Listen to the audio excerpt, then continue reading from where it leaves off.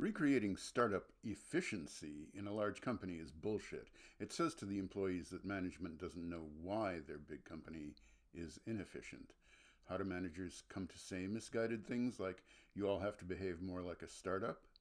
Let's start with cognitive bias. The idea that startups are more efficient is a symptom of survivorship bias, which is a subspecies of selection bias. If you don't count all the startups that failed on your way to acquiring the one that seems to have created that thing you wanted so efficiently, you're going to do a poor job of evaluating acquisitions versus organic growth.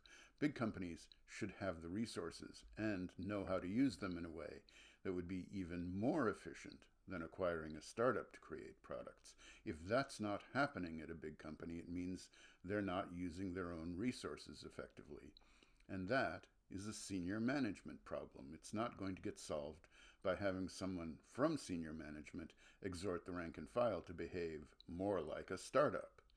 When you hear a CEO tell his employees they've got to behave more like a startup, it's a sign that the CEO has lost the recipe. It's a sign that his product managers are not empowered. It is a sign that budget decisions are not being made with modern sophisticated decision analysis tools integrated with project management.